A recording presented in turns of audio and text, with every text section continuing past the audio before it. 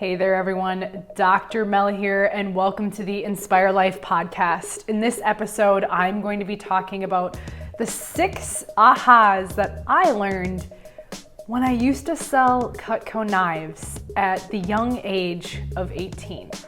But before I get into what really happened in that company, which, by the way, I have nothing but great things to say. Not only does Cutco produce an amazing brand, an amazing product built here in the USA, I could probably still give you the sales pitch if you wanted to, but their training program, how they train young individuals to feel confident in their process, really, it is a sales process, but it's a sharing process of these products and how it can really impact your life and transform the way that you live in your kitchen. It's an incredible organization, and I have nothing but great things to say, from their products to their training program. So this video and this podcast is not here for a plug. I'm not doing this for a plug for Cutco, but really I want to share with you some really important ahas that I learned at a very young age. But I need to back up for a second. When I was younger, looking, anywhere from 4 years old to 10 years old, I was that kid where I hated answering the phone. Remember when you used to have landlines? And I know some of you are older than that who are listening, but I remember we had a landline and people would call our house and I would be like, "Mom, someone's calling the house. You need to answer it." And she would tell me, "Melissa, stop being so afraid of the phone. Just pick it up." I don't know what it was, but I was terrified. I was terrified of talking to people. I was terrified of answering the phone. I was terrified of answering the door. Literally, the doorbell would ring and I would hide in my room and act like I wasn't home. Please tell me that you've done that. If you have, seriously, we're human. Comment on our YouTube page or leave us a review on iTunes. Please share with me if that's something that you've done. Maybe it will help me feel like I'm not alone. Anyway, my point is, when I was younger, I was afraid. I was afraid to speak up. I was afraid to talk to people. So the fact that I'm actually here sharing with you this podcast, this videocast, and talking to you, even though it is obviously not in person right now, but I'm sharing my voice, is a huge step. It's a huge growth curve for me, and I've loved it. I've worked on myself. It takes time. It takes consistency. It takes repetition, which is one of the things I'm going to talk about in this podcast episode. So I'm 18 years old. I'm in between graduating high school and going to college. And I didn't know what I wanted to do with my life. I know I wanted to keep partying. That was part of it. But I knew that I needed to get some more resume experience under my belt for college. And I wanted to make some money. I wanted to have fun, and I wanted to make some money going into college, knowing that I might not have this opportunity and this much time again until I graduated college. So I saw this sign. I was driving down the street in my hometown and I saw this sign that said, "Hiring at $18 an hour plus commission." Didn't even know what commission meant at that time. Call for an interview. And I said to myself, $18 an hour, that's pretty darn good back in the day. This was, 2008 at the time. And before that, I was making anywhere from $7 to $8 an hour. I was making a little more when I was a retail salesperson at Zumiez at the mall. So $18 an hour plus commission, which I learned was additional bonus on the side based on your performance, sounded pretty good. So I show up at this interview, and even at the interview, I didn't really know what I was getting into, other than they would ask me questions on what I would do if I was confronted with a challenge or dealing with a difficult customer, or even things like ideas I had and ways to be creative and ways to have fun in a group. So it was very broad, yet very, it was a great experience at the time. So I was hired and I went to training, and I learned all these specs and all these informational things about this company. And I really enjoyed it because I loved food. And hey, I thought, well, if anything, I can have these great knives to cut food in my kitchen. Sounds great. Little did I know that as a new person in this company, I had to make cold calls. Now, it didn't start off as cold calls, but I had to call everyone that I knew. That was part of the deal. And for those of you who have worked for companies like this, you can believe what you want, but that was part of it. That was part of calling people and saying, look, I'm part of this new company. I want to share with you what we have to offer. It helps me practice communication. And I would follow, what they would tell me. I was terrified. I remember sitting outside of the training room in the hallway, and I went through my list of people, and I was so terrified. I hated it. I hated it. I hated it. But I did it. I did it, and I did really well. I was only with the company for about 3 months, but I became one of the top 3 salespeople within the Twin Cities.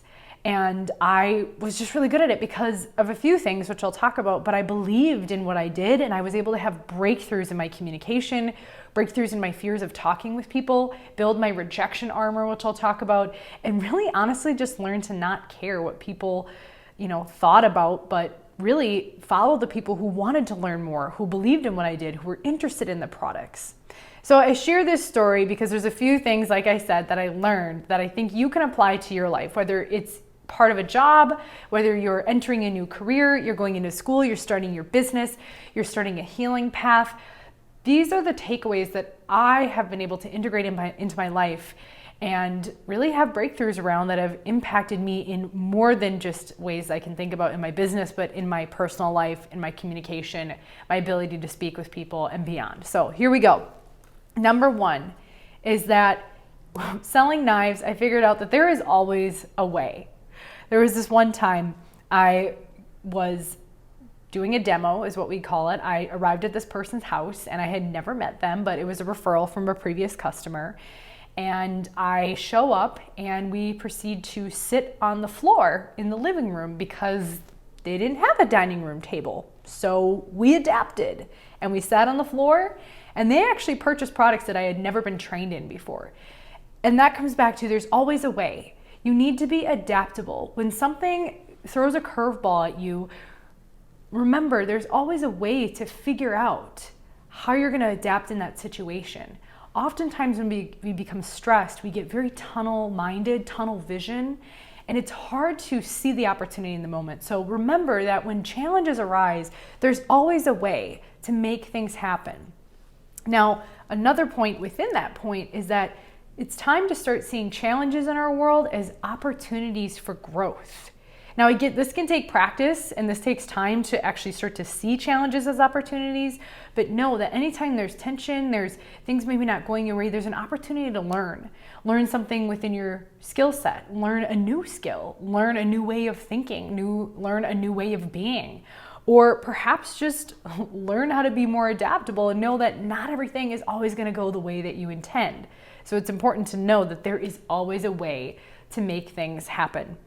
Number 2 is never give up. When we were sitting in that hallway making calls, there were many times I just wanted to stop. I did not want to keep going. I was tired. I was bored. I felt like I was doing a horrible job at times, but I never gave up. And this beautiful notion of never giving up really helped me build my rejection armor, because I would call people and they would say, "What the hell are you doing, Mel? I'm not interested," and hang up on me. And that happened multiple times. And this is a practice as well. You learn to, even in the face of rejection and challenge, you don't give up. You keep persisting. You keep going. Being able to receive a no in anything that you do is actually such a gift. And it's a skill. It's a skill that has to be developed. Building your rejection armor, the more you practice receiving no and being okay with it and moving on, the stronger you get, the stronger your armor becomes. And there's many, many, many, many entrepreneurs, leaders, mentors out there can you imagine how many times, for example, Bill Gates or Steve Jobs had to hear no before someone actually saw and believed in them and said yes? So my point of this one is never give up. And this comes to point number 3 is consistency and repetition are on your side. I remember my first phone call, I was stumbling over my words because I was new in the company. I didn't really know what the heck this was all about. I didn't even know half of the products that were available for people. But the more I did it, the more I asked questions, the more consistency I developed and repetition, the better I got. It's the same with anything, with sports, with running a business, with healing, with anything you do. Our nervous system needs repetition to build new pathways, and the more repetitive you are with it, the stronger those pathways become. And that can also, show up in maybe not so functional ways. When you're, lifting weights or something with an improper balance, improper alignment, if you're misaligned and you're doing repetition on a dysfunctional structure and foundation, that can also show up as maybe not so functional patterns. So making sure that your consistency and repetition is done well and in alignment from the beginning, which is why I still stand for this company in Cutco. They had a great foundational structure for people to learn, because when we're learning something new, we need that structure. So point number 3, consistency and repetition in anything in life is on your side. Number 4 is it's important to, regardless of your career, to bring a sense of value to the world and know that you just being your most authentic self is a form of bringing value to the world. Think about it. We can tell, even on a subconscious level, when people aren't being themselves, they're withholding, they're drawing back, they're not expressing their true voice. We can tell, and that impacts people. That brings less value. So you bringing your gifts, sharing your skill set, for me, within the Cutco world, bringing amazing products to people's lives, actually seeing it impact their culinary experience, their kitchen experience, was really reflected back to me in that I was bringing value to the world. So it was important for me to get better at my craft, to understand the company, and to really, again, in point number 5 now is believe. Finding a sense of belief in something, even if it's yourself, your mindset. Find something that you believe in that will carry you through those challenges and those peaks and waves that exist within our life, within our journey. So bringing value is really important, especially for you entrepreneurs out there. What is it that your unique service or product brings to people's lives? How does it impact their life? How does it impact their personal life, their well-being, their relationships on a deeper level, on an emotional layer? What I found is that people, when they used Cutco in their kitchen experience, in their culinary experience, and they got rid of all their honestly crappy other products, there was a sense of ease, there was a sense of joy, there was a sense of fun, exploration, and they felt very empowered. And what I also found is because people were really educated in this process, when I would do demos with them on different knives to use with different types of food, which by the way is a thing. If you can find the right knife for the right food, I promise you your experience in the kitchen will be much more fulfilling and you'll actually probably start to eat healthier. That's what I found, is that people felt empowered with how they were working with the food, so they wanted to eat healthier. They wanted to make healthier choices because they felt stronger and more confident in the tools that they were using. I know we've all been to those kitchens where people have really crappy kitchen tools and you don't want to make anything. It's almost, honestly, you guys, I bring these Cutco knives to people's houses. And like I said, I don't sell this stuff anymore, but I'm such a fan and I've learned so much. I will bring knives. I will literally bring my Cutco knives to people's houses. And for those of you who know me, know that this is true, because there is nothing like being able to slice through a tomato without it squishing all over the place. Or there is nothing like being able to cut into a massive melon, just clear right down the middle, easy to cut, easy to deal with, and it makes it fun. And honestly, it increases your kitchen time. So you're in the kitchen less when you have good tools.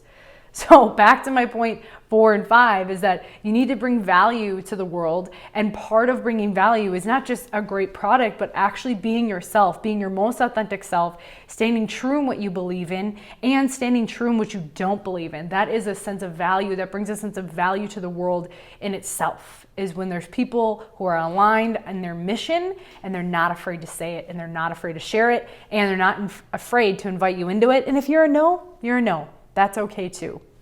My last point, which I've already talked about this, point number 6, my 6th point of selling knives with Cutco is to be authentic. And being authentic is not only a continuation of what I was mentioning earlier of bringing value and believing in yourself, but saying things that maybe you don't know and being okay with saying, you know what, I'm not really sure about that, but I'm going to check with people on my team and I'll get back to you. That is being so authentic and truthful. There were times when I was first starting with this company where, for example, the house that we sat on the ground, they wanted to buy spoons. And I wasn't trained in the type of spoons and what they were made of and their capabilities. But I told them, I said, look, I don't really know much about these spoons, but what I do know is that you have a lot of support with you in this company. And so if you have questions, there are people there who are more than happy to answer any questions. I, though, cannot tell you because I have never used them and I have never sold them. And me being authentic in that conversation, letting them know that I didn't know, but I would find out the answer, actually helped me make the sale. Because I was sharing authentically what I believe and what I know and not trying to be a sleazy salesperson and say, oh yeah, these are great. We all know that. It's the used car salesman, right? Like everyone knows that. Everyone can feel that. I'm sorry, but if you're in the service industry and you're still trying to come at people with an 80s mindset of power over force and trying to, convince people and manipulate people in their mind, I'm sorry, you're old school, you're out. Coming back though, my 6 points here. There's always a way, seeing challenges as opportunities, to never give up, even in the face of no. The no will make you stronger. I want to go on a tangent for a second. When you can receive a clear no from someone, rather than someone who's kind of wafting all over the place, like, I don't really know, I'll get back to you. It's this unclear energy. When you can receive a clear yes or a clear no, how powerful does that feel? You have an answer, you got the no, don't make the no mean anything, and just move on. Some people aren't ready. Some people aren't ready to take part in what it is you're doing in the world, but having a clear answer, oh my gosh, clarity is kindness. As my friend Jennifer Alley and my mentor says, clarity is kindness. No one likes that wafty, I'll get back to you, I don't really know, the gray zone. No one likes that. That's like if someone asks you to marry them and you say, I don't really know. Wow, that doesn't feel good. So point number 2 is never give up. Point number 3, consistency and repetition is on your side. Point number 4 is bring value and bring an impact into someone's life. And part of that is point number 5, believing in yourself, and including point number 6, which is being authentic. So I thank you all for tuning in. I hope these ahas trickle into your life. And let me know if there's maybe some other stories you want to hear, not just about the nerve system and health and healing, but I have a lot of stories that I feel like I have been able to tune into and tap into, and I want to share them with you. I appreciate you all so very much. And if you like this episode, make sure you comment, like, and subscribe. We are on all these different platforms. I appreciate you all. Peace, love, and keep inspiring.